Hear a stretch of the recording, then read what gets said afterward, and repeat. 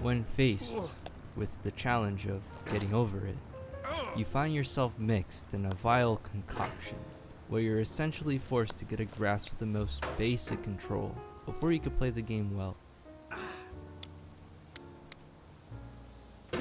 Getting comfortable with mouse movement becomes a challenge in itself, a problem you didn't know you'd ever have until you launched the game for the first time. At that point, you recognize the familiarity in the situation but fail to tune yourself to its unfamiliar twists. That is where the game begins. The game before the game.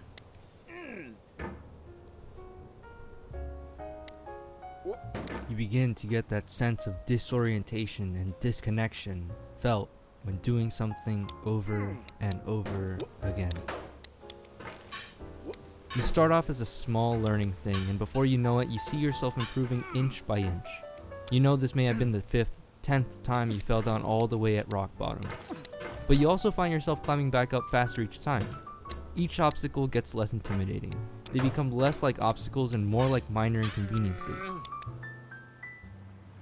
The majority of that satisfaction results from learning how to control yourself both physically and emotionally. To get that feeling that you're actually getting better at something is rare, sadly. This game does a brilliant job at emulating that raw, euphoric sense of progression. You never really notice that your skill in climbing is improving in the moment. You may not have noticed any difference at all in your skill until you fall down. Falling is an inevitability.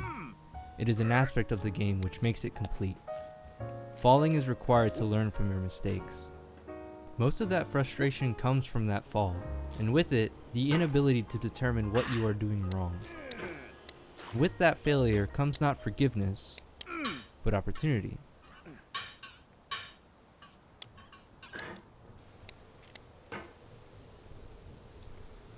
It can feel hopeless at first when you find yourself stuck at a particular moment, not knowing what to do differently.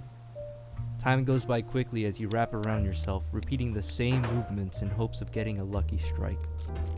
This game's not about luck though. It's not about doing the same thing over and over again and expecting things to change. Instead, this game gives you a space to fail, to experience failure, and to relish in it. Every single time you make a mistake, it's your fault, and that's how things should be. When it isn't, you get frustrated because you were cheaped out of an advantage that you could have had, an advantage that would no longer exist due to a fault in the system out of your control. They have one player to deal with. That's ridiculous. When you make a mistake, a real mistake, it's because you couldn't control yourself the way you wanted to, and as a result, you put yourself in a worse position regardless of what the game wanted you to do. That was the worst. What does this game want you to do?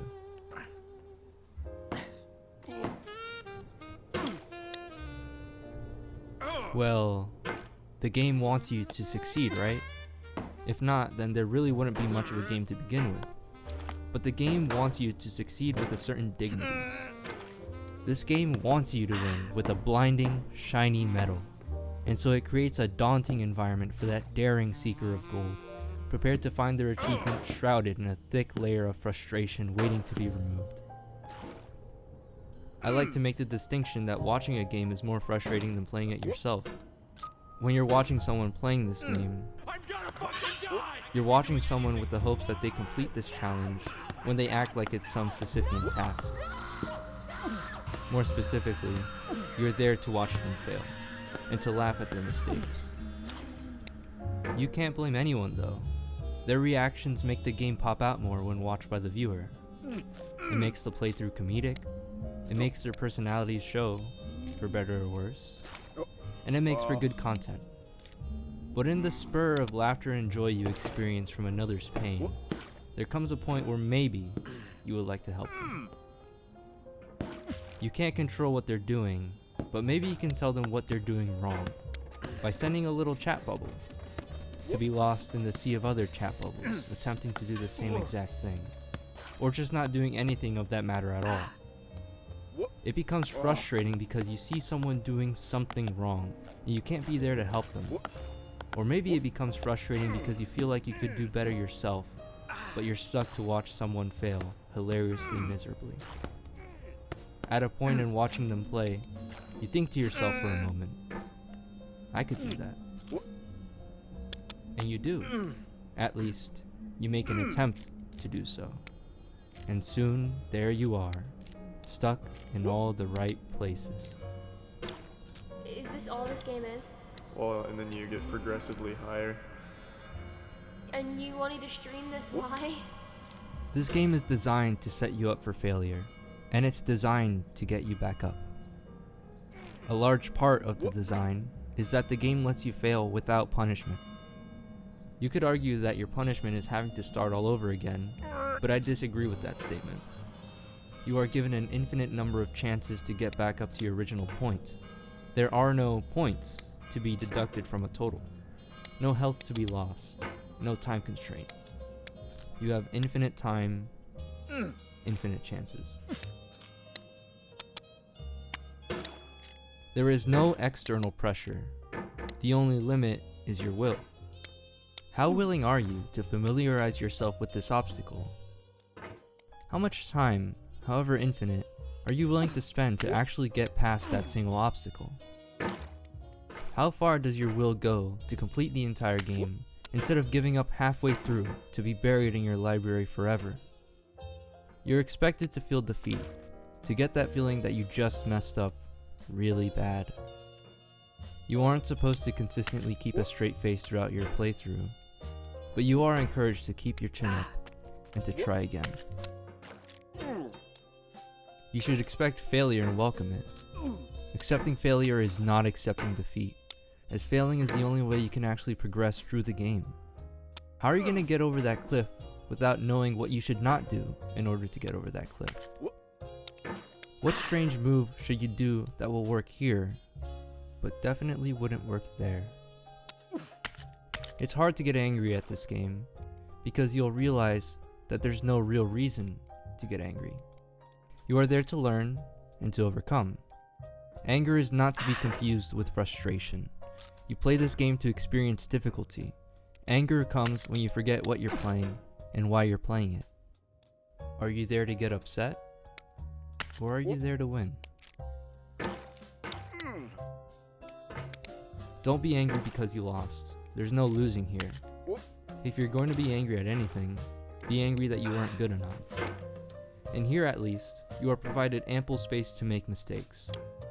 You will not be good at first, and most likely won't be for a while, but you'll get there for as long as you continue to familiarize yourself with the game. This game is not impossible, and we have to assume that this game was designed to be as possible, with the inclusion of all the things that make this experience a nightmare.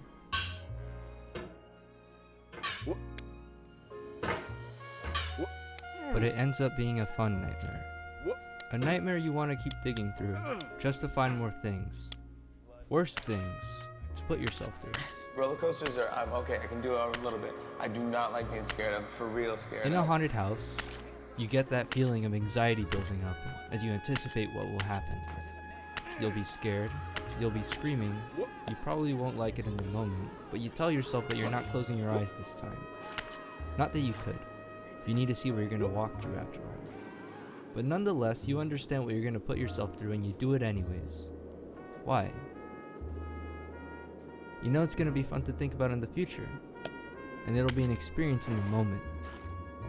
All the displeasure will be a distant memory in the past, to cherish forever.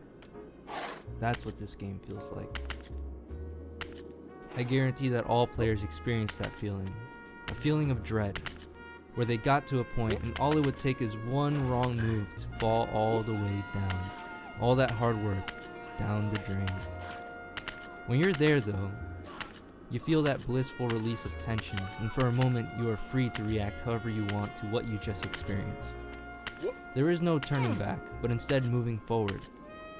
It's not like you can just stay down there and do nothing. You either move on, or else there's no more game to play. Infinite time, infinite chances.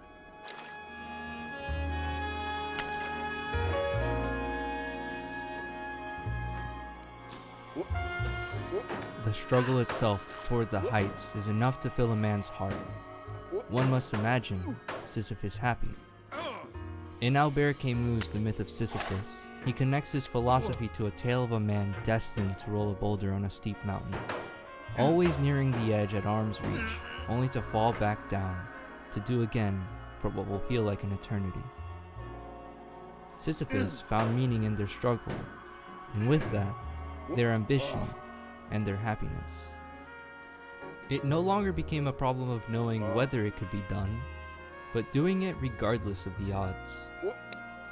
Your struggle, your disposition, your meaning.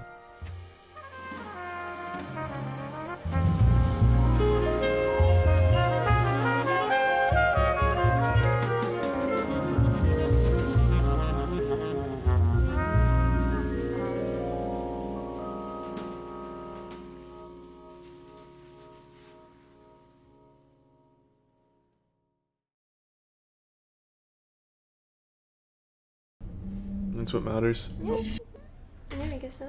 Let's see how this goes. Are people still playing this game? Am I late?